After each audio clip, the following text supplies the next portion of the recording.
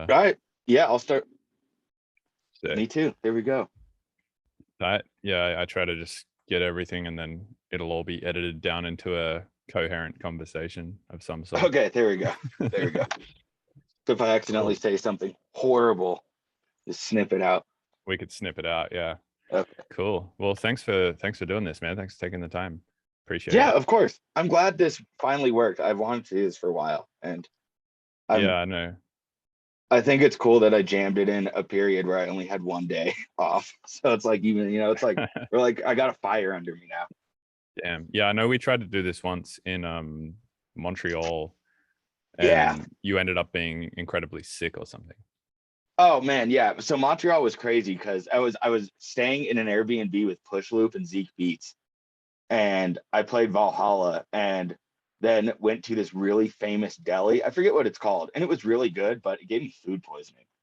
Starts with an And S, doesn't it? yeah, oh god, yeah, it does. And it's like, I bet John would know. It was like the line around the building for this deli took like 45 minutes. Is it Schwartz or something? It is Schwartz. It is Schwartz Deli. That's Okay. exactly what it is. Yeah. I've totally been, or I've heard about it. I think I don't think I've. Well, been. and this is the thing. I ate 3 different things that day, so it's hard to say what actually poisoned me. But that fucking pastrami was so goddamn good. So Do you think it was Schwartz that fucked you up? I don't know. It's hard to say, and I don't even know if like I ate the most like disgustingly large pastrami sandwich. Like, I don't want to say it was Schwartz. Off the record here. I really like them, but yeah, it was. I don't know. I ate it and then I started rumbling, and then it was game over. Damn, dude. Crazy. Yeah, well, it's cool to eventually do this, and I'm stoked to have you on, man. Yeah, hell yeah. Thank you for having me. Yeah. How's shit been? Like, how was your quarantine / how's it been getting back into shows? Easier, simultaneously easier and more difficult than I thought. I kind of feel guilty for this, but like I thrived during quarantine. I got just lucky enough to have enough money saved to pay my taxes, and then I got put on unemployment. And I love being alone at my house. Like, that's what I live for. So I had a fucking blast. I played video games and wrote like more music than I ever have. And I was absolutely loving it. And I know the world was crumbling around me, but I feel very grateful that I had like a year to just do shit. And I almost wrote an entire album. And I feel like had I been on tour, like that probably never would have happened. So that was nice, but it's also been difficult getting back to like trying to balance touring and coming back from not doing anything for a year. Like, even now, little things. I'll play one show and be tired for like 3 days. Like a few years ago, me and Yheti did 15 shows in a row and I was fine. So I've gotten soft. I've like really softened up. Do you think there's like a certain type of fitness that comes with touring? Yeah, no, I'm really good at walking long distances with a heavy backpack, sleeping sitting up, functioning extremely dehydrated. These aren't necessarily healthy things, but I've learned to, I can really like live off coffee and like charcuterie boards. The whole thing is, it's like it's kind of like a learned technique. It's like square breathing. It's just once you get it down, you can do it really well. Wait, what is square breathing? The thing where like you breathe through your nose and out of your mouth, like if you're having a panic attack, and you can like apparently if you do it right, you can like center any. I've never done it. I don't fucking know how it works, but I assume it's a similar thing. Maybe. Dude, recently I got the idea to like try and get more in touch with my Australian heritage. So I hit my mum up and was like, "Hey mum, can you send me a didgeridoo?" So she she's sending me a didgeridoo, which is like currently still stuck in customs because apparently sending a piece of wood into the country is like a really hard thing to do. Bro, holy shit. Okay, story about that. So I play drums, and I recently got back into playing drums a lot. So I've been trying to keep up. So I have a little practice pad. I have an 8-inch Vic Firth practice pad, which on one side is soft rubber and the other side is hard rubber, and it's solid wood. So just rubber and wood. And I can no longer travel with it through the airport because every single time I went through TSA, they had to pull it out of my backpack. They had to wipe it. Then they'd search my whole backpack. And after like the 10th time, I was like, why does this keep getting flagged? And they pointed on the screen. They're like, see how it's orange? Orange means stuff blows up that's orange. I was like, well, that's not a really good answer. And he's like, this is going to happen every time. So I stopped traveling with wood in my backpack, which really sucks. But Damn. I apparently, yeah, wonder. apparently wood is a big deal. Damn, I've seen people who have like wooden laptop cases and stuff like that. I wonder if that like has the Well, and same it's weird effect. because like I guess they see the wood and can see a laptop in it, and mine is a solid piece of wood. And apparently that is just it really makes me worry about like this is what this is what the body scanner is for, and like the deep X-ray so they can find wood and be like, oh no, the wood. Yeah, there's a So bunch of I weird I shit get about it. the TSA, man. It's like you can't travel with more than 3 ounces of liquid, but it's like you can just travel with 3 ounces of liquid and a 6 ounce container. So once you get over the other side, you could just like put them both in the 6 ounce container, and now A you have bunch of six like ounces of liquid. a bunch of like little shooters of like chicken noodle soup lining your backpack. Totally fine. Yeah. Yeah. But And I then you mean, just hey, whip the it's bowl out on America. the other end of security. Yeah, exactly. It's we're built this country, we're built off loopholes and gray areas. Greatest country in the world. Yeah, dude. Yeah, actually been watching that 9/11 documentary that came out on Netflix. I I Have you haven't watched seen that? it yet. Oh, dude, it's crazy. I I didn't remember, know. God, what was the one before the Fahrenheit 9/11 from back in the day? I remember that one. Was that a movie or a documentary? I personally thought it was a YouTube video. It was a documentary, and I thought it was just on YouTube. It might have been like on DVD or something, but Fahrenheit 9/11 was. Did that shit have Nicolas Cage in it? Oh no, oh it's a no, documentary. no, No, there was a it's a 9/11 Michael movie. Moore. Oh, it I was see. Michael Moore. Okay, Yeah, but there was a 9/11 movie with Nicolas Cage in it with a shitty mustache. yeah, dude. And he was like a firefighter or something. Yeah, yeah. I And don't. it was, oh God, it was the most, well, because I don't know, were you in America after 9/11? No, I was in Australia. I was like 12 years Oh, old. Dude, that okay, shit okay. happened. This shit will make you feel old, man. That shit happened 20 years ago. I know that's fucking crazy. Because that's okay. We're closer to the same age than I thought. Because I was like 10 or something. But dude, yeah, I remember, like, I will never forget the, like, at Wait, the did you time think I what was felt, way older or way younger? well, see, it's a double gauge because I'm 27 and I get accused of being 35 and also 19. And Okay. it's because we're dudes with glasses and beards. I have zero idea how to gauge anyone's age. And also, I get called by anyone who has glasses and a beard. People are like, "Oh, you look just like him." And it's like, no, we just share two accessories that are similar. But yeah, I remember being like a kid and it happening and everyone being really patriotic. But then like looking back as an adult and realizing like it wasn't patriotic, it was just like really racist. People were like burning down mosques and like white dudes were like hugging each other and like beating up taxi drivers, and it was a terrible time. Yeah, horrible, Terrible, man. terrible time. Yeah, there's a bunch of stuff in this documentary that was like really concerning. But yeah, basically what I took from it is like, yes, Donald Trump was bad, but I think Bush was worse. Oh yeah, Donald Trump is like a lunatic, but George Bush was a war criminal. You know, Yeah, I dude. like Donald Trump is like really shitty and honestly hilarious. I don't like him, but talk about like one of the funniest presidents we've ever had, just like from the perspective of him being an insane person. But like Yeah. George Bush was like killing kids and shit, you know? Oh yeah, yeah, it was crazy. I think Donald Trump, like, had he had like any amount of wits about him and was able to get together like somewhat of an administration that was able to carry out any of his like ridiculous ideas, then yes, he would have been way worse. But he just Yes, wasn't. yeah. He was too incompetent to do that. Well, So that's what I'm saying. Like, no one took him seriously enough for his like evil schemes to come through. But Bush was like an old enough political oil family to like achieve horrible thing. Like with Dick Cheney and like his whole cabinet of like evil war criminals. Like, yeah, that was a like Donald Trump yeah, it was sucks, but it's fucked. cool that's not happening as well.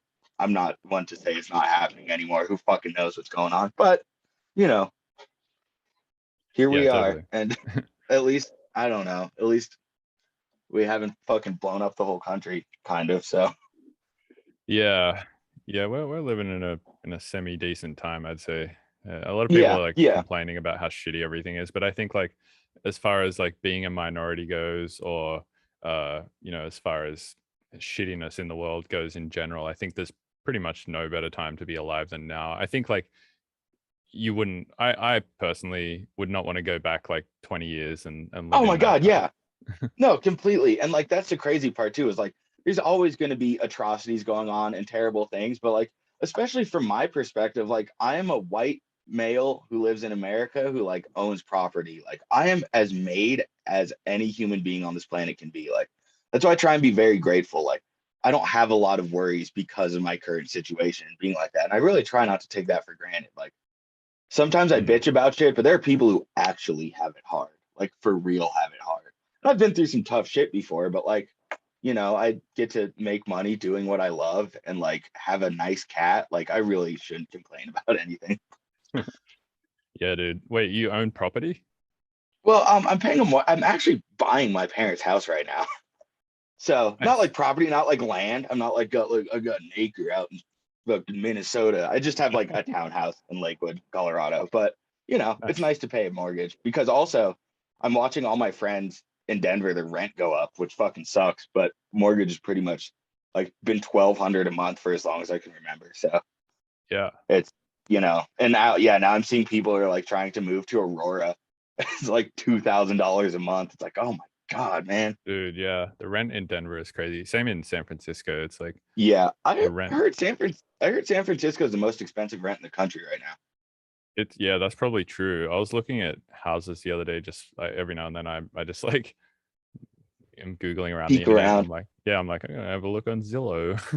Yeah. See, look at all the shit that I can't afford. Um Window and shop. yeah, yeah, totally. And man, yeah, a lot of the houses here, especially like if you go a little bit north into like Marin and stuff, are just like $12 million and like crazy.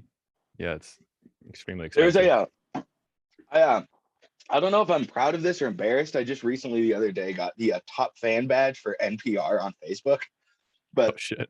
Does that I just don't mean know you like how. commented a ton of times on their I shit? think that's it. Well, because I'm very fucking weak when it comes to fighting on the internet.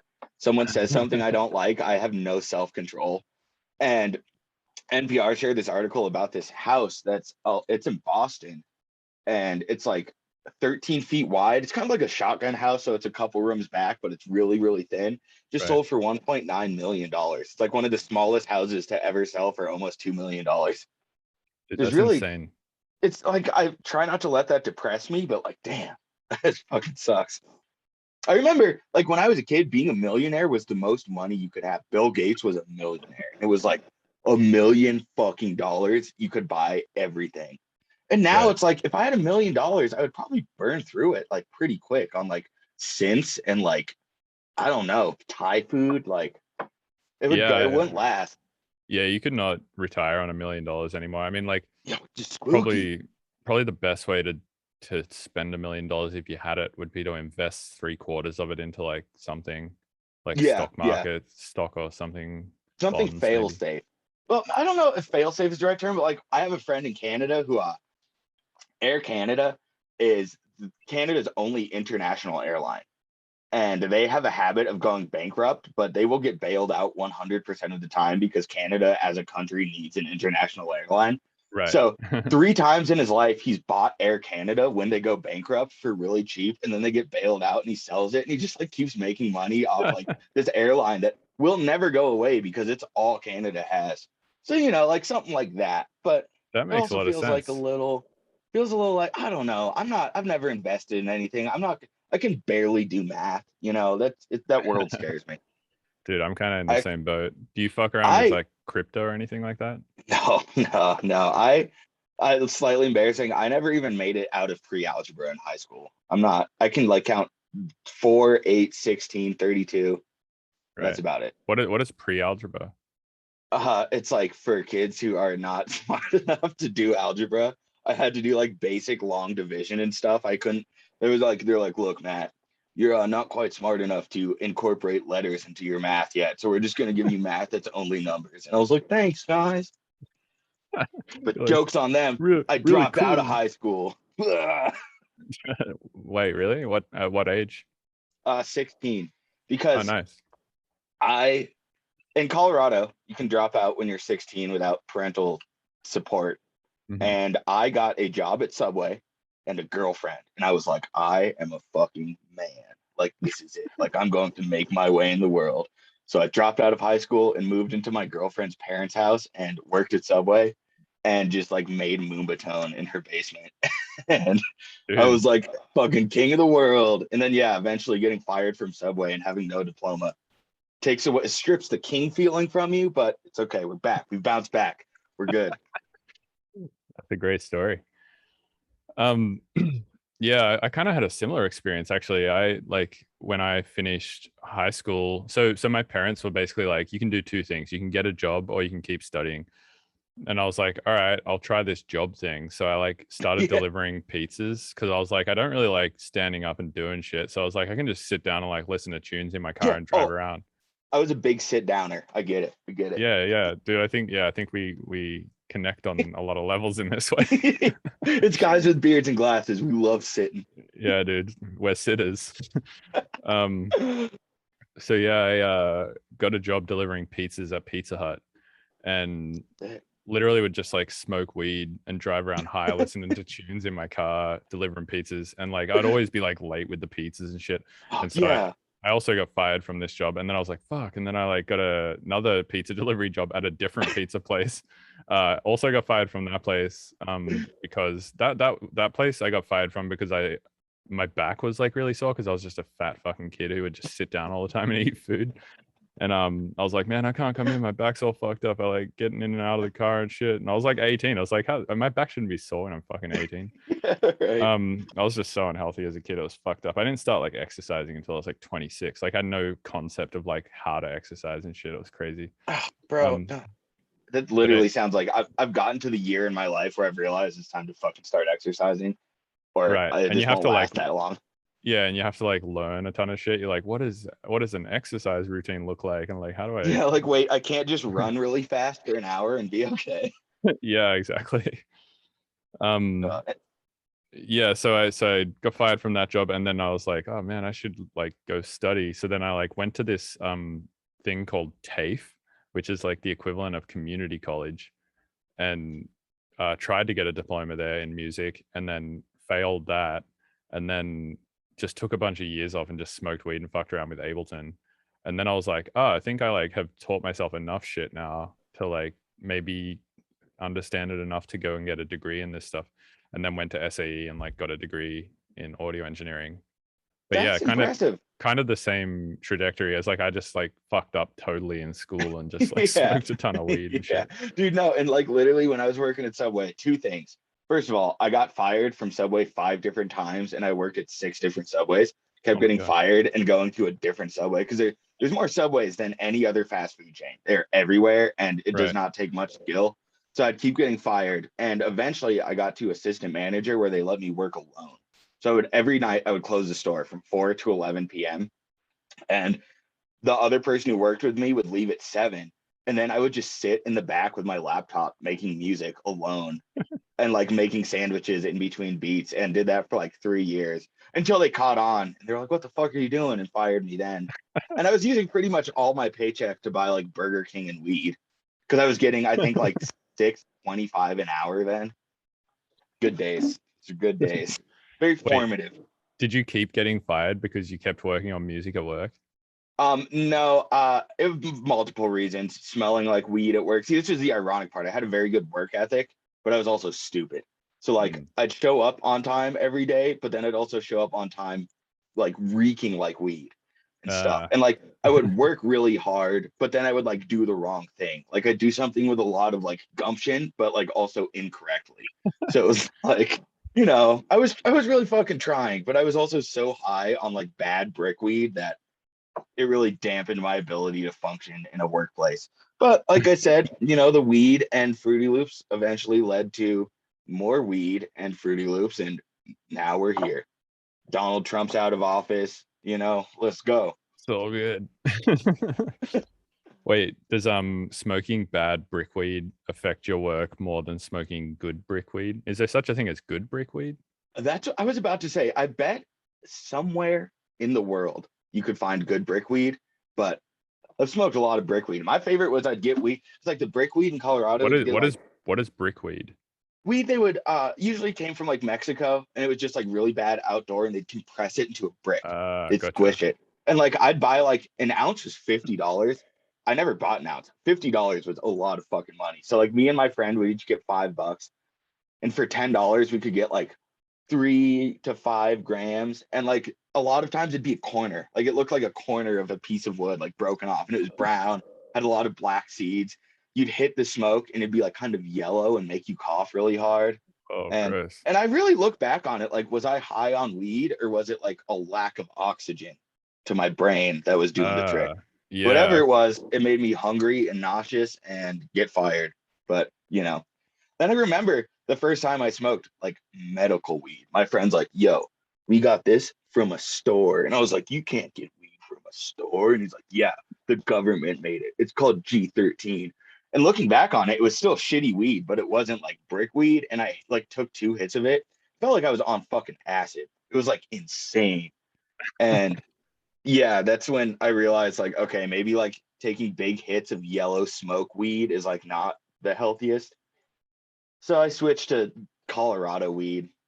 But then, I mean, long story short, that I barely smoke weed anymore. It is way too fucking strong for me. I get like Yeah. Yeah. I get way too high too easy. I wish they had bad weed. Like I would love to roll up a joint of like some bad weed and smoke all of it and not have like a panic attack. But now it's like 2 hits of weed and my hands get all sweaty and like I can't do it. Yeah, I've also had this same experience in Australia. I used to smoke tons of weed, but we only had 2 kinds of weed. We had Hyge and Bush, and Hyge is just like a contraction of hydroponic. So it's like Yeah. stuff that's grown under lights, and then Bush is just shit that's grown outside. Yeah. I bet bushweed and brickweed were pretty similar tier. Yeah, that's probably true. But yeah, that weed was fucking disgusting. Yeah, bushweed and brickweed are the kind of things that make you lose your job at fast food restaurants. So I get Yeah, it. totally. Yeah, you don't want to fuck around with bushies and driving around pizzas. Woo, living life on the edge. Man, it's crazy that you could get an ounce for $50 in Australia. An ounce was $320. Yeah, It was like not good quality. Yeah, well, and that's the thing too. Like the good weed in Colorado was like $20 for like 1.5 grams, which I guess isn't that expensive, but as a like young kid, like I thought it was expensive, but now knowing like how much it was in Australia, like it really wasn't that bad. But and now like really good weed is like cheap as fuck, which is crazy to me. But I'm glad I was born when weed was still illegal. Like I loved like getting weed and like hiding in the woods behind my house and smoking it and like spraying cologne on, and, like putting eye drops in. Like I miss the entire social activity of like doing something illegal when you smoke weed. And now it's like I can just smoke inside and it's not very fun. Yeah, it's something that's like taboo that you have to hide. It kind of has some like weird essence to it. That's kind of fun. No, and I mean, if you remember, one of the side effects of weed was paranoia, and like so that would I just like always double down on like, the whole experience. Yeah, well, and I always wondered if like was it paranoia because weed was illegal, and now that weed is legal, paranoia has gone away, or is it just like it actually makes you paranoia and it was like illegal? Because I got expelled from high school for weed, I got fired for weed. It really did a number on my childhood, but and now I can barely smoke it. Times have changed. Yeah, I'm kind of the same. I also can't smoke it anymore. I had to stop because at some point along the way, I don't know if it was like the weed got better or if my brain chemistry changed, but yeah, somewhere along the line, it started giving me chronic anxiety. And I would get anxiety in the weirdest ways, man. It would express itself in like physical anxiety for me, like not mental anxiety. I wouldn't be sitting there going like, oh fuck, people are like out to get me, and like, oh, what did that person mean when they said this? They might have actually meant this. Like it wasn't that kind of shit. It was like, man, I think my hip is dislocated, or like, man, it feels like my rib cage has like separated into 2 pieces. What the hell is going on? Like, dude, and I kind of get both. Like I don't have the best teeth, they're not like horrible, but like I kind of have bad teeth, and like I'd smoke weed and be like, oh, my fucking teeth are gonna fall out. And I'd like get all sweaty and I'd be like, oh my God, like I have a problem where I sweat too much. And then I'd be like, oh, no one's gonna like me because I'm sweaty. And then like an hour later, I'd be like, this is not fucking worth it anymore. But I'm like I said, it's weird because I used to smoke weed to quell my anxiety, and now not smoking weed is what keeps me anxiety free. Dude, it's so funny, like what kind of like underlying anxieties weed can amplify. Oh God, I Like know. And it's, a, I a think slight it's, hip pain can like transpose into like, oh man, my yeah, hip is like literally dislocating. yeah. No, and like when I'm sober, I never have thoughts like, am I going to die soon? Like, is my hair gonna fall out? Like, that's only when there's THC coursing through my blood. So that's actually when I realized I was like, I think I'm an adult now. Like, this is the sign of adulthood, is weed makes you panic. So there we go. Yeah, I also think that what was I gonna say? To some degree, um, I forgot what I was gonna say. It's the Never mind. weed. It's the You're all weed. crazy off the I've been weed. smoking too much weed, dude. um, Oh, I have some questions here from my manager. Actually, we can jump over to those. oh yeah, just So go every in. now and yeah, every now and then I hit up a Nan and I'm like, hey, what's up? Give me some questions to ask Oh the God. guest. And Okay, I'm ready for these. I forgot Anon manages you. Wow, I love oh that yeah, guy. dude, Anand's the best. Yeah, he also like introduces this show at the start of every episode. He's like, hey, I'm Anand, and like says a bunch of shit. Just because Oh my God, yeah, sick. I really don't like doing the intros to these shows. And I was actually a little curious. Oh, hello, kitty. Is that a yeah, dog or a cat? that's a cat. That's YouTube. Okay, that's a cat. Okay, I Yeah, only yeah. saw pointy ears. But yeah, I was curious when you're like, all right, let's go in. And we just started. I was like, weird way to start a podcast, but okay. Oh yeah, no, Anand will like do the whole intro thing. Yeah, Like they timpani roll. yeah, have you ever listened to an episode? Yeah, I listened to this Essex one. Okay. Yeah, Um, so you would have heard Anand introduce that one. yeah, yeah. And I've listened to I think I've just listened to the ones that I really, the only podcasts I listen to that are like music involved are ones with my friends. Like I've listened to the Willie Joy podcast with like Buku and stuff like Mm. that, and like the Duncan Trussell Hour, Family Hour with Freddie Todd. Like I just Oh, like nice. listening to my friends. It's nice. Dude, It's like I'm I can about pretend I'm to hanging out with them. yeah, I'm about to have Duncan on my podcast. Dude, that is, Like oh my God. I feel like yeah. such like, not like to be like self-deprecating, but such a low tier guest compared to Duncan Trussell. Like, holy shit, that dude is like a smart Yeah. fella. He's awesome, man. I was on his podcast a while back as well. He's Oh, a dude, I'll listen to that one. I didn't know that. yeah, yeah, man. He's a cool dude. That Midnight Gospel show was fucking sweet.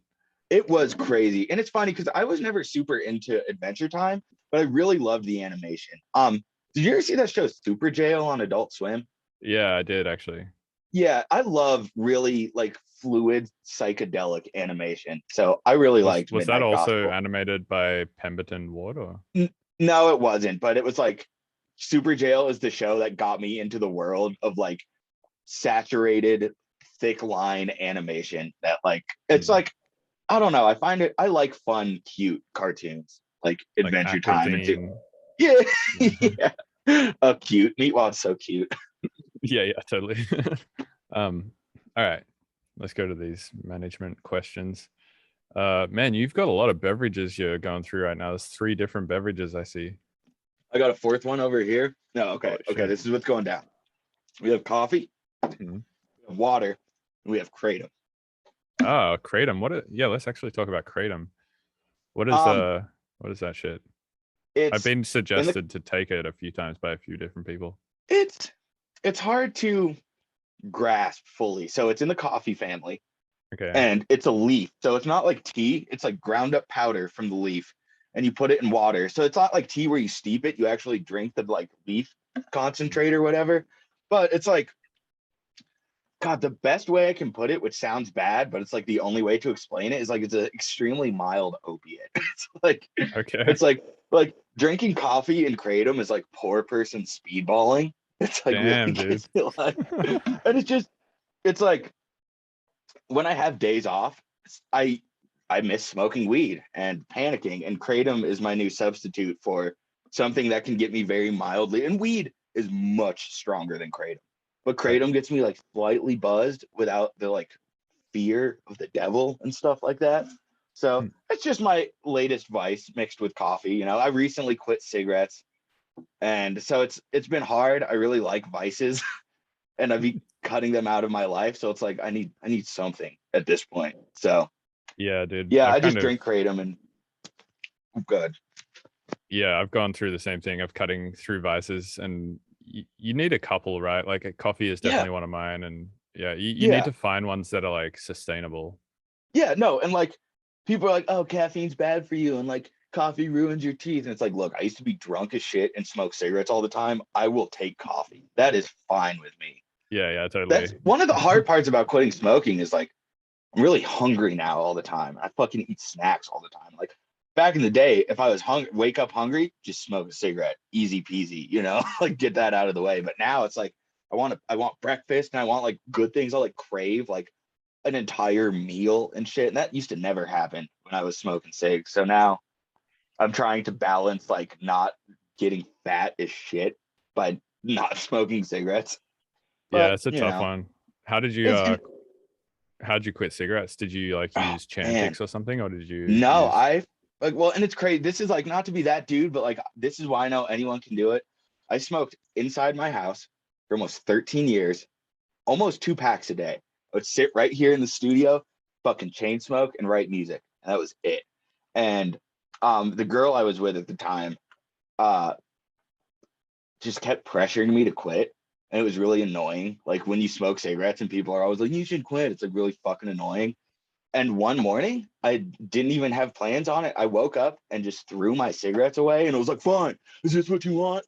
And it wasn't that dramatic. It didn't happen in such a exasperated way, but yeah, and literally never looked back. Just one day was like, okay, I guess I will die. And also, they were getting expensive, and I didn't realize that. I quit smoking, and at the end of the month, I was like, why do I have $800 extra? Like, where did this come from? Because like cigarettes I was buying were like $11 a pack, and I was spending like smoking almost 2 packs a day. So, but now I use that to justify buying food all the time, which is bad. I'm like, oh, I can afford Chipotle because this is as much as 2 packs of cigarettes.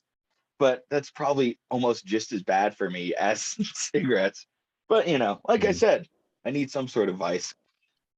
Yeah, I don't know. I think Chipotle is probably a little better than A ciggies. little Yeah. bit, at least for the lung.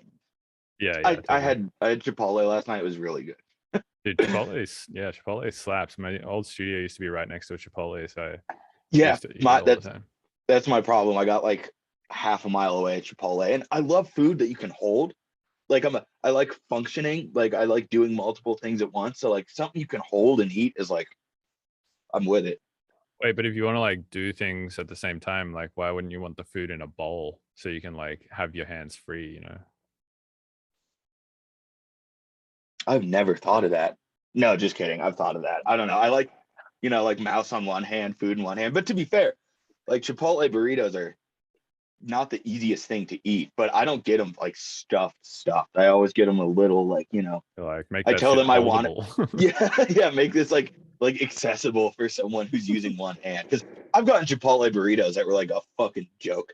They just like take a mound of food and slap a tortilla on top of it. And they're like, here you Right. go. Where it's like no longer like longer in one dimension, then it's Dude, like just kind of becomes a ball. no, I was gonna say literally like I was in LA a few days ago and I went to the airport and I just needed food quick and I ordered Chipotle and it was literally a ball. They like rolled my burrito up and all the edges of the tortilla were in one part. It looked like a sack of gold coins, Yeah, but dude. it was a joke. And then I sit there and just like look very foolish trying to eat this fucking plate of meat and rice out of a tortilla. It was, it Yeah, you was kind a of good just time. like eat the top off the bowl and then you're sort of just like Yeah. holding a Yeah. little bread trough of fucking Yeah. rice and No, and it's shit. like if you let go with one hand, you'll lose all structural integrity. So you like can't grab a fork. So at that point, you're just like a dog, just like, yeah. But, like I said, life's hard sometimes. The life of touring a DJ. Just covered in beans all day. All right, we got a non questions. All right, he said, I know you're probably sick of talking about Blocked, Oh, but I wonder how you deal with having such a hugely viral song and the expectations that sets when delivering a live set. Do you break it out on special occasions, or do you have to play it every set? And do you do edits and VIPs or remixes? Do you play those out, or like are you just sick of it in general at this point? literally yes to every single one of those. Okay. First of all, right after the hype got big, my salty hipster ass was like, I'm never playing that fucking song again. And I stopped playing it in my sets. And then Tyler of the Trees is like, what are you doing, bro? Like, people expect to hear that. And I was like, I don't want to play it. He's like, that's not your call. Like, people see you, they expect to hear Blocked. And I was like, you are right. So what I used to do is like make little edits. Like, I had this one, like, RIP, but it was like a Bassnectar edit where it was this build, like this super fucking over the top. I forget which song it was. It was a Digital Ethos and Bassnectar collab that had like a minute 50-second build. And I would just drop Blocked after that. So it would build and everyone would be like, oh, Bassnectar song. And then it would drop and just be Blocked. And everyone would be like, nah. Then, of course, the infamous super silliest edit. Oh, dude, yeah, I And played that shit a lot in you've sets. played that more than I have. That is, Dude. you and Yeti are like, So I yeah, commend you guys for dropping that. yeah, Yeti played that shit first, and then I was like, "That's a good song. I gotta play that shit," because it's kind of a meme for the people who It don't is, know no, what it is a meme. That I Yeah. hope you know, that is my favorite version of that song. Like that is like what I would hope that like everything, like the hubris of that song would lead to just like boop, boop, boop, boop, boop, boop, boop, boop, boop, and nothing else. So yes, Yeah. I'm very happy with that one. And also, so yeah, I've recently, now the shows are back, I play it every set. And especially like, do you just play the original or do you do like edits of it? Yeah, it's been long enough to where I can bring the original back. So I was doing like the Truth remix of there's a Bleep Loop remix out there, the Dirt Monkey remix, which is fun, but it's officially past enough time to where I can do the original. Some people like Rez still plays the original, Troy Boy still plays the original, which is like, but now since less people play it, I feel like it's okay that I play it. But and people still like yell when I play it and shit. Like, it still works, it's got impact. But like I said, I will never be like, yay, Blocked, woo. Been fucking. I was over that song before it even came out. But that's how I am with all my music. Like, by the time it's released, I don't ever want to hear that shit again. So yeah, I feel that one kind of bit me. But like I said, I own it, and at this point, I've got to play it for the kids. So. Out of curiosity, I mean, I'm sure you see the royalty checks come in every month. How much does that song make, like on a monthly basis? $20 million in my lifetime. Really? No, I think I've made since it came out like $4,000, which on every other track for a single song, man. I think the most I've made for the next tier down is like 300. So it's definitely like 800% more than my usual music. But no, people are literally like, yo, you must live off that song. And it's like, no, like that's not really how it works. But yeah, for a royalty check, I've never seen over 1,000. So like, it's really nice.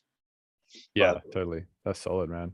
Yeah, I'm looking at the plays on Spotify now. It's funny, the whole EP, like every other track has like 30,000 plays, and then this one's 1.4 million. Oh god, and it's funny because like it's like the third track on the EP and stuff. The other tracks are like on that EP is a fucking banger. But I don't get, once you finish a song, it's not up to you if it's good or not. It's the world decides. Everything I've made that I consider like a masterpiece, like I've written like my magnum opus, people do not give a shit about. But Blocked, I wrote Blocked in like 2.5 hours because I got booked for like a run of shows with Truth. And I was like, I need some more like deep 140. So I had like 3 days off, and I was like, I'm just going to really quickly write a deep dubstep song. And I was like thinking about Cryptic Minds, Badman VIP. It's like, boom, wow, whoa, boom, boom, boom, boom, boom, boom. And I was like, that's sick. But what if it was like, whoa, whoa, whoa, instead of boom, boom, boom? And now we're here. That's literally how dubstep production works. It's like, oh man, what if I took the bow bow and made it a whoa whoa? Dude, and it's funny because like on Twitter, people will be like, DMVU invented the genre. And then like reasonable people like Alex Sonis, he's like, no, this is deep dubstep. It's just funny because like kids you like rhythm here, they're like, what is this new genre? And it's like, I grew up in Denver, like this is very stereotypical deep dubstep. But like I said, not my call. It's up to the kids. Yeah, I mean, same with like my latest Pleasure Seeker song on my latest album. It's like, I think I made in 40 minutes. Yeah, dude, I was on a fucking ketamine bender and I made it in like 40 minutes. And man, bro, I will not lie, I like really wish I could do ketamine. I have problem, I don't like dissociating, but like I've never done a drug that I don't like that I want to like. Like I've done K, and then I like have a terrible time, and I come out of it, I'm like, god damn it, like I wish I had more fun. Wait, why do you want to like it? I don't know, dude. Everyone who does it seems like they have so much fun, write cool songs, spill Chipotle all over themselves. Like, and then when I do it, I just like fucking panic and like, yeah, it's just, I'm like, I think I'm very sensitive to psychoactive substances. Like, I ate acid for the first time in 5 years a few months ago. It was like way too fucking intense. And I used to eat like 4 or 5 hits of acid.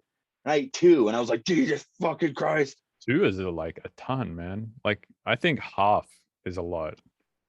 Yeah, well, dude, I used to be a macro dose guy. I think that's why. I think I really, really over fucking did because I consider ketamine a psychedelic drug.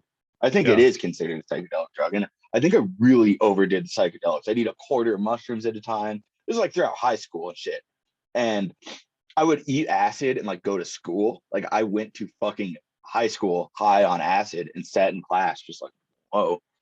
So it makes sense that I really overdid it. Now the scales are tipping. So now I can't enjoy anything that's even remotely mind altering in that way. But I hope, Yeah. I do think like maybe someday I'll be able to do it. Like I hope like I turn 35 and I can eat a little acid and have fun. But for the time being, it's kratom and coffee. That's where we're at. Yeah, we really did have similar trajectories, man. I kind of did a similar thing. Like ate a ton of psychedelics when I was younger, Dude, and I'm telling you, glasses, beards, dubstep, the only way you get fast there food. is through Yeah. through the It's psychedelic it's portals. the gauntlet of psychedelia and fast food. I'll get you there. Yeah. What When is this? people ask me, when people ask me like how you get to the top, I say you eat a bunch of cheeseburgers and you do acid until your brain doesn't work right. Until the only thing that sounds good, so the only ideas that occur to you is taking the bum and turning it into a wah wah. Good thing I ate 80 hits of acid to figure out to turn the attack down. Woo! Yeah. Dude, what is this Progress. tattoo on your bicep? It looks like a lot of words. Yes, this is it's a hell of a lot of words. I don't know. The lighting in here is weird. It's lyrics to a song called "The Dive Part 2" by Idea and Abilities. And actually, almost all my tattoos are like music related. I fucking like Mala on my arm. Oh, dude. Actually, this one isn't. It's funny. This is just. I think it's a cool shape, and everyone's like, "What's that mean?" And I'm like, "It literally just looks cool." Like, Wait, some of my tattoos have like meaning. you have a tattoo of Wait, Mala, as in like the dubstep guy. yeah. Oh, dude, he's playing at Infrasound. No, he's not. His fucking visa got denied. Oh shit, really? But guess who they're replacing him with? Who? Koki, which is the best person you could Oh. possibly replace him with. So now they left because it says Mala, half of Digital Mystics. They can still leave half of Digital Mystics up. So yeah, they announced that yesterday. They're like, oh, we don't want to change like too much of the flyer. That's why they got Koki. They're like, we can't afford to change the flyer for a third time. Which, by the way, dude, I'm so stoked for your set. I'm going to be at Infrasound all weekend. Dude, thank you. Yeah, likewise. I'm gonna be there at least from Saturday. I think I get in on. Yeah, I think I get in on Friday and I fly out on Sunday. So. Oh, nice. This is the first festival in like 3 or 4 years where I'm staying all 3 days. Dude, hell yeah. Yeah, if you play on Friday or Saturday night, I'll be there. Oh, wait. Play Saturday night. Hold on, let me have a look at Not at the same time as you. I checked the schedule. We're at different times. Are we on the same stage though? Let's see. I'm on the pyramid stage. Okay. Which, not to be a head ass, but I actually turned down a main stage slot because I have a very like romanticized special connection to the pyramid stage. Why is that? So I took. Oh man, I've just. Infrasound was like. We don't even play on the same day. My Mr. Bill set is like on the Friday. And it's the Kill Bill set that's on the Saturday. Oh, okay. Are you doing the Grillsmith thing on Saturday too? Were you part of the I might come 80-person group chat where he was like, "Hey, let's do a back-to-back," and I'm like, Chris, that's a lot of fucking people. Yeah, I might come. Are you gonna go there? Well, see, and that's the thing. I said I'm going to, but I realized it's like a couple hours before I play, and I don't know if that's kind of frowned upon, but also like slightly inappropriate. So I might like drop one song that I would like never play in my set. I'll play BLOCC'd. I'll play the Supercilious remix of BLOCC'd and then just flip the grill over and leave. Yeah, nice.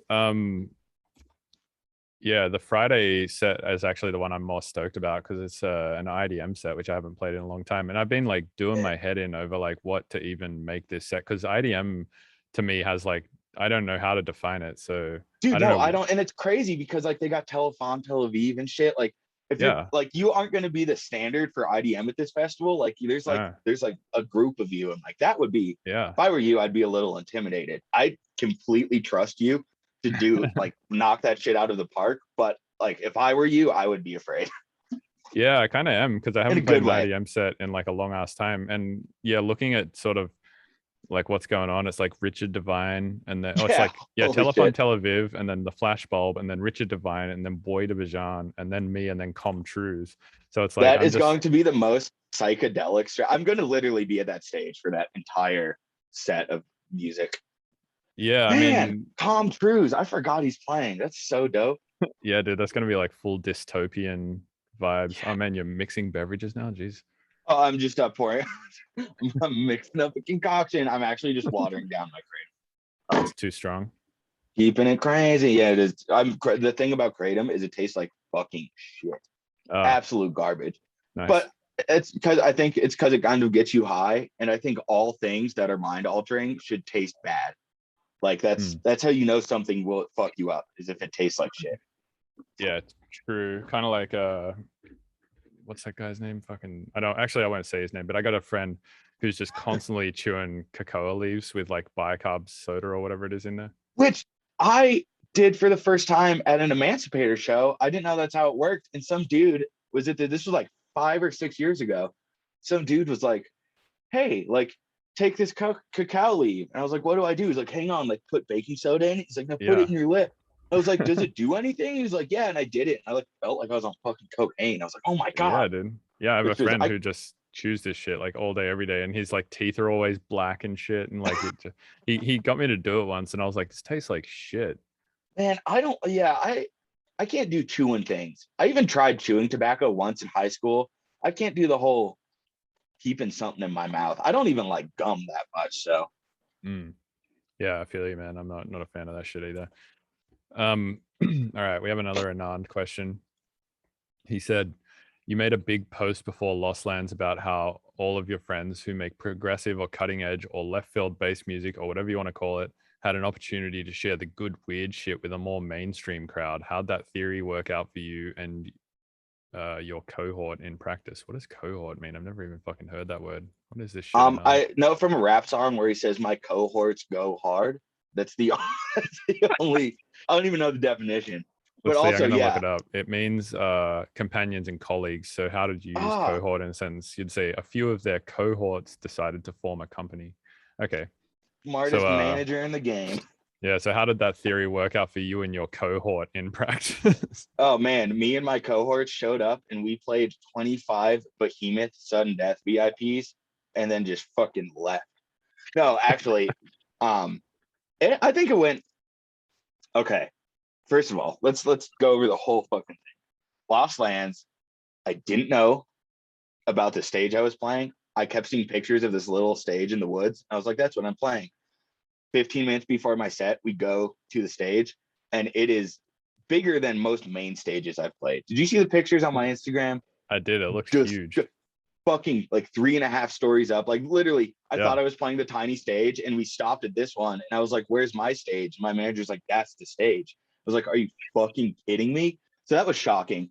And 12th Planet was on right before me, which was like quite an honor. Like John's a very cool dude, and it was crazy. And there was like fire, and his shit was all out. And then I get on stage, and it was 11 o'clock when the noise ordinance started. So they fucking took half my volume away. Oh fuck. And playing after 12th Planet, who's like smashing rhythm, going into like I opened with Lil Snake and Shades at half volume, was like I didn't realize that was happening because I like my booth monitors loud. And then the next day, everyone posted and they were like, "What the fuck did they do to your set? Like that was such bullshit." And I'm sitting here like, "Oh God, what do you mean?" And then a bunch of my friends were like, "It was really quiet," but by like 10 or 15 minutes in, I had a big ass crowd who had come from other stages, so they didn't have the like shock level of the music getting quieter. And Mm. it went really fucking well. I had a great time. I played a bunch like Lil Snake and like I played like a Sam Binga track and like yeah, I just tried to. I played some heavy shit, but I tried to keep it like creatively heavy, you know. Mm. So, and I think that's literally the reason I keep getting booked at Lost Lands every year is because I play different music And like that is why I get the booking, because they're like, need someone who's not going to play rhythm, and I'm the dude. So yeah, it was.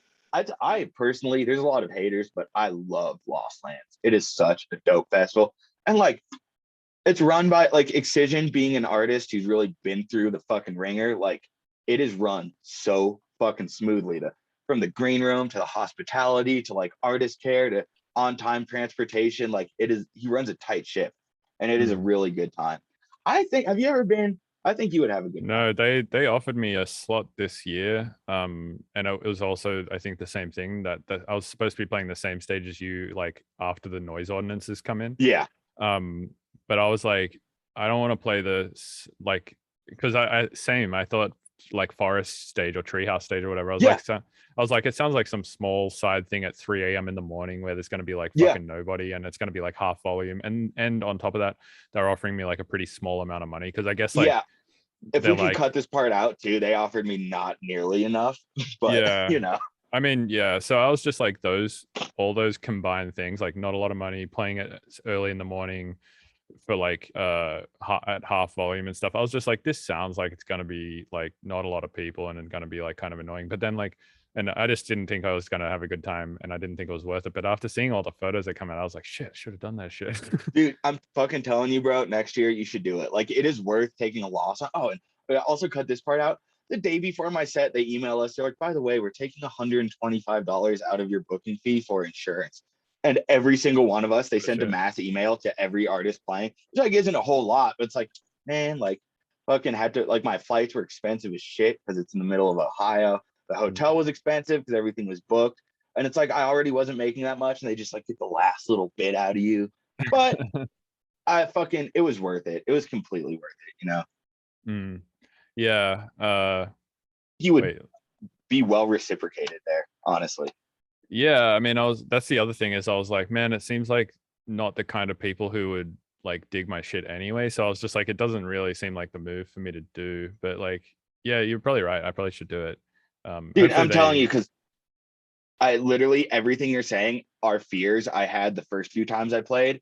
And there's so many people there. There is a lot of people who do not give a shit about our music, but there is a huge amount of people who are there for their friends and then get really excited because all they hear is rhythm. And then all of a sudden, Mr. Bill and DMVU are playing, and they're like, it's their fucking break from like quarter notes, and they're like so excited about it. So it's like, yeah, the kids who were at my set, I got so many messages where people are like, that was the greatest set I heard all fucking weekend, and blah blah blah. And it's just like, ravers are so appreciative, like, because they're ravers. Candy, fucking binkies, the whole 9 yards. Like that festival's all ravers. Wait, what is a binky? I know it's like when a rabbit jumps because it's happy, but like, oh really? What the fuck? A binky is when a rabbit jumps? A binky is like a nipple, like a fucking thing's babies have.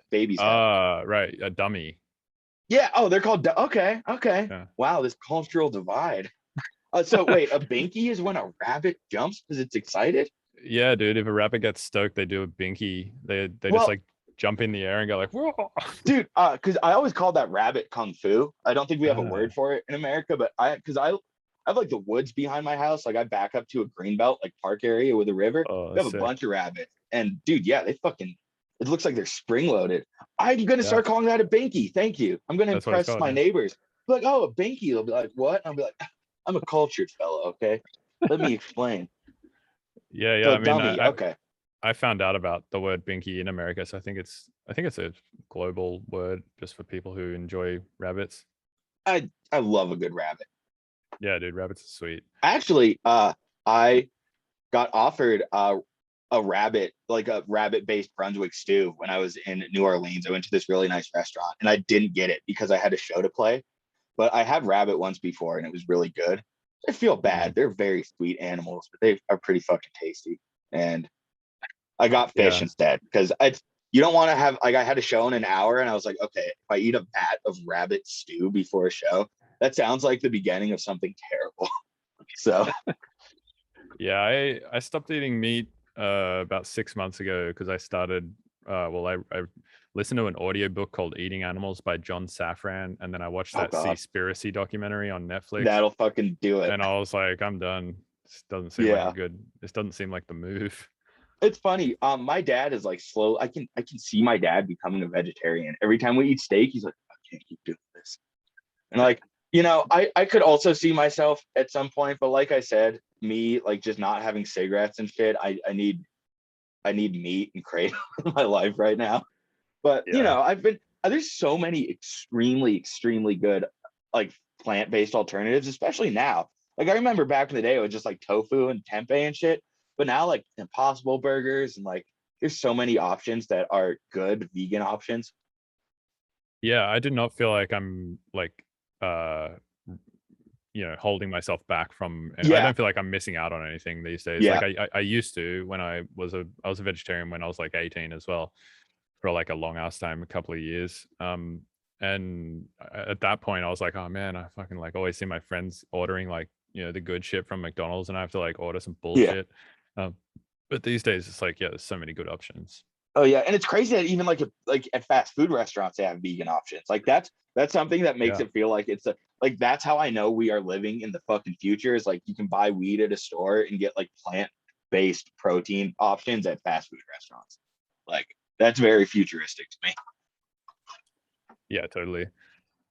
um all right, so I asked Twitter and Discord to ask me some questions to ask you, so we have some Oh, of those too. ooh la We have la. a question from Taboo. He said, in Ugh. general, well, he actually said, I'm general. He He said, can't read or write very well. He's had a tough life. I'm general. How many times has he? That's the question. I think he meant in general. How many times have you? But Have I? that's it. That's it. It just stops there and has a question mark. But he misspelt in general, so he said, I'm general. How many times have you? Okay, I'll go with 15.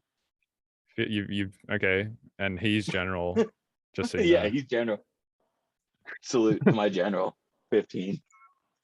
That's the most taboo ass question I've ever heard. I can hear it. I can hear it in his voice. Love that guy. Hey, Have you like, ever, you guys been on each other's podcast? we have, yeah. Um, and he That's was dope. like kind of offended because I didn't know a lot about him before he came on my podcast, and I was like, Hell yeah. just finding out like through proxy of doing a podcast with him that he like does stand up comedy and shit like that. And I was like, The first time I met him, I went to see him do stand up comedy because we had the same agent and got booked to do an entire headlining tour together. And I liked his music, but I didn't know a lot about him. And he was like, let's hang out and meet each other. And I'll go fucking do some stand up at Voodoo Comedy in Denver. And it was fucking hilarious. And yeah, that's how we met. wait, Great so dude. he like also travels around to do stand up as well as traveling around to do He shows? flew to Denver to do an open mic night, 15-minute set. Like Oh, he's dude, committed. He is very damn. committed. And he's like Yeah. he's a good stand up comic. Oh, it was good because I was it like no offense, Mitch. At first, I was like, this is gonna be like some Larry the Cable Guy shit, and dude, I was fucking dying because you have to realize like he understands our world very well. He's a fucking dubstep DJ, so like Right. his jokes about like kids on ketamine and like left field bass, and it was fucking hilarious. But it was also delivered in such a way where the rest of the crowd understood it and was like he Mm, killed it. Everyone was laughing so hard. damn, that's Yeah, sick. he's Yeah, he's a funny fucking dude.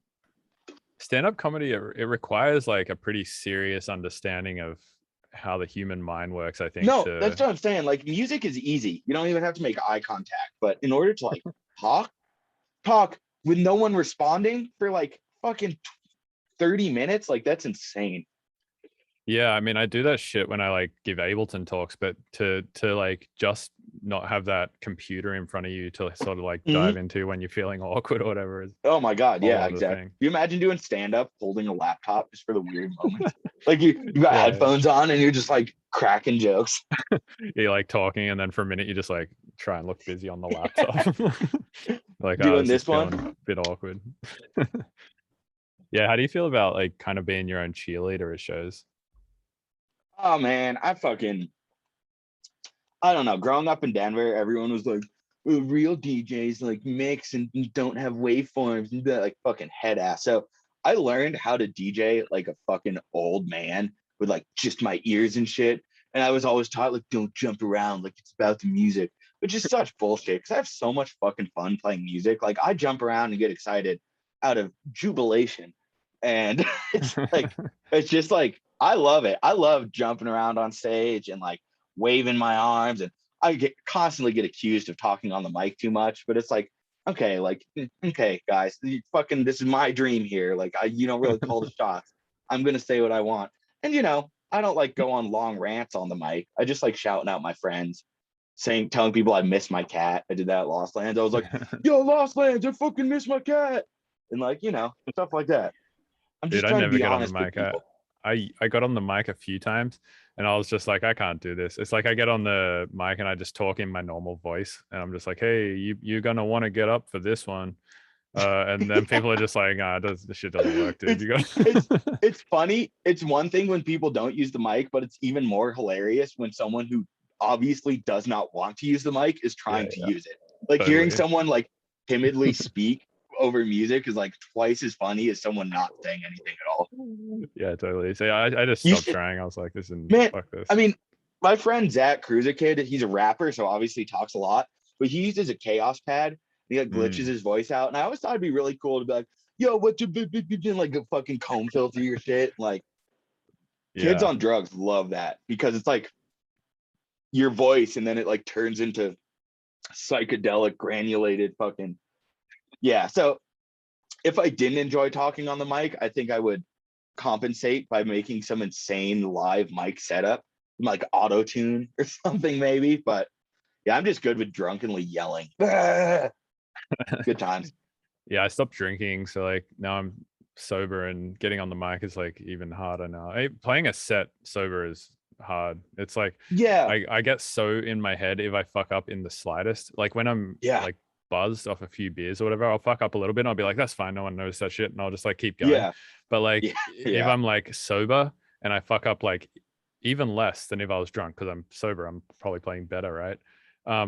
And I fuck up the tiniest bit, I'll like 30 minutes later in the set still be thinking about it, be like, fuck that time, like dude, I'll still be like recovering my confidence from like in my head thinking about it. The worst experience I could possibly have is not being sober, but being on only weed playing a set. If I was on weed and nothing else and had to stand in front of a group of people, I would probably cancel the show. I'd be like, no. What am I supposed to do with my hands? Yeah, it'd be Talladega Nights vibes. Yeah. Oh man. Yeah, that's a good point. I think the worst drug to be on for playing a show is probably weed. Yeah. I mean, and I've tried to play music on acid at like house parties back in the day, and that's just tough with lights. And any dark room with a lot of lights on something that gets, it's a little, oh fuck, what do I press? But psychologically it felt okay. But because I don't really drink at home or even when I go out. Like if I'm going to a really nice restaurant, I'll get something that like pairs with what I'm eating. But other than that, like I don't come home and drink, or like, if I'm not at a show, I'm not drinking. So I definitely drink at shows, but during quarantine, when I didn't have shows for a year, like stopped drinking alcohol altogether because I just use it as social lubricant. Yeah, totally. Did you feel a lot better? I didn't feel better or worse, honestly, because like I enjoy drinking, but like I don't think I rely on it as a crutch. I think I do slightly when I'm performing, but like that run of shows I did with Yheti with 15 shows in a row, I didn't drink for every fucking show. I was like, okay, I will fucking by the 15th show I'll be beat.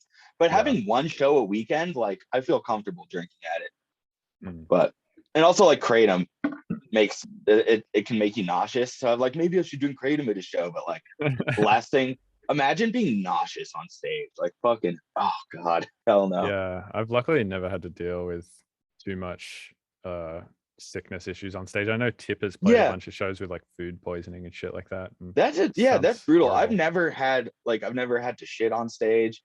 I mean, I've never been sick. Oh, I played a show with Hero Bust once in San Francisco at that 10-15 Folsom or whatever. I had the flu.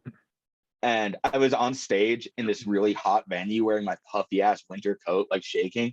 But that was the only time I was like fucked up on stage and all sick. But knock on wood, but I seem to be okay when I'm up there. Yeah, I mean that show in Montreal you had to cancel, right? Because you're just too sick. Yeah, and well, that's what I'm saying. Like, I can't imagine if I had tried to play that show. Right. You know, like Yeah. that was like, because the one with Hero Bus, like I made the call, like this is gonna suck, but I can do it. But like that one in Montreal and like one a few weeks ago are the only shows I've canceled for health issues. Because like 2 weeks ago, I was supposed to do Cosmic Kingdom and I had a fucking little sore throat and nothing else, but like I could not get a COVID test in time and I couldn't risk it. The worst part is I woke up the day of the show and felt fucking fine, Oh, but I couldn't get a COVID test. So I literally had to mm. cancel, which sucked because like I would have been so stoked to play that show. But, and it turns out I didn't have COVID. So, you know, I fucking really blew that one over, but safety first, you know? Yeah, you don't want to fuck around with that shit. You don't want to be Yeah. a God, super spreader. if I poisoned Dan Green with COVID, I'd feel so bad. He's such a nice guy. I don't know who that is. Who's Dan Green? Dan Green throws Cosmic Kingdom and 515, and he like managed Wakaan. I'm sure. I bet you met him. I probably, yeah, maybe. Is Cosmic Kingdom the one that happens in like Iowa? Yeah, with like the Renaissance Fair thing. Yeah, and I'm pretty sure that's like his festival that he throws. Like he gets like hired to manage a bunch of festivals. He's like you know, the classic like sunglasses, golf cart, walkie-talkie, fucking the dude. But like at Wakaan, this motherfucker's in charge of the entire festival, and I left my backpack in the green room, and he walked my backpack to me across the entire festival, like stopped what he was doing and like brought it to me and put it on my back, and I was like, "Dan, you're a fucking like hero." Love that. I got offered the Cosmic Kingdom one a while back as well, but the same deal. It's like one of those ones where I was like, this is probably gonna be small and it's not enough money and it seems like gonna be not the vibe. So I like also dude, I turned down way too many shows. I should probably take more shows. Well, you know, it's funny. I'm only recently learning to turn down shows. I had this bad problem. My agents kept being like, you shouldn't take this. I'd be like, I love music. Let's take it. Like they had to pull the reins in a bit and be like, I know you're happy playing music, but like there's a certain standard that kind of needs to be kept at a certain point. But so, you know, let's meet somewhere in the middle. I'll take less, you take more. Right. We'll figure this out together. That's good that you have agents like that. I feel like my whole team is like, you should do everything. And I'm like, I don't want to do anything. I have like the opposite problem. Everything, more like nothing. Yeah. Yeah. Bro, but I get it. Opportunities, how about no? Opportunities knocking, I slam the fucking door. I get it. I'm like I said, I'm a big fan of sitting and also not doing things. Like two of my favorite activities, especially sitting, doing nothing, top tier experience in my book. But you know, gotta eat. I have a very hungry fella, you know, so right. Yeah. Gotta buy that Chipotle somehow.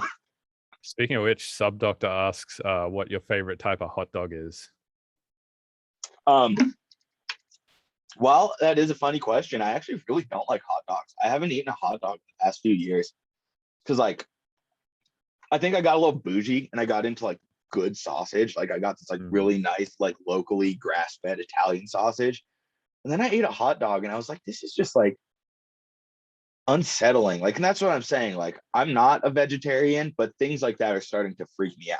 Right, because hot dogs used to not freak me out. Fucking horse and whatever. Like, what? Yeah, like what part is this? Like, what part of when? Why is it pink? Like, what the fuck? And it's not like I hate hot dogs, but it's fucking. You know, the wheels are kind of the gears are moving, and it's like I like less and less tubed meats. You know, I don't like my meat in tube form. You know, I like disc meat. But yeah, whatever. Disc meat is where it's at. Yeah, or tube like meat, you know, boo. Yeah, or like bone meat or something. But yeah, tubes. Oh, I mean, bone meat, dude. Yeah. Disc bone meat, top tier. No tubes for this point. Yeah, it makes sense. What else have we got here? That seems like a good question to ask. Somebody asks if you and Little Snake have kissed before. You know what's funny? He literally kissed me one time. I thought like because we like joke around and are fun, and this dude, he will like push the limit of what you think is reality serious. You're like, wait, you're joking, right? And then he like digs even deeper, like the most meta person I've ever met. And yeah, he just kissed me right on the lips. I think it was on stage, if I remember. It wasn't very passionate, you know, which I was a little insulted. I would have taken, you know, a little tongue from my boy, but you know, kissed me right on the lips. In fact, I think I kissed Dirt Monkey once too. So I think those are the only DJs I've kissed, Lil Snake and Dirt Monkey. Nice. Which we actually all hung out in Canada together when me and Dirt Monkey were on tour, and we had a blast. Lil Snake is probably one of the funnest people to hang out with in the I've entire world. yeah, I've not hung out with him, but I've had him on the podcast. He seems really cool. Oh yeah, and Definitely it's down to funny hang out because with he him. is like insane and silly. But like we have had some of the most like soul warming heart to hearts, and like I really really fucking love that kid like a lot. Yeah, And he's by a really kid I mean intelligent dude. child because he's 14. 14? No, he's like older He's than that, right? 16. Actually, Right. no, I think he just turned 21, so he's close. Right. Yeah, it's crazy to me how not big he, well, I mean, like he's, I don't know, he seems like he's had a lot of integrity sticking to his guns of making just this Yeah. crazy shit.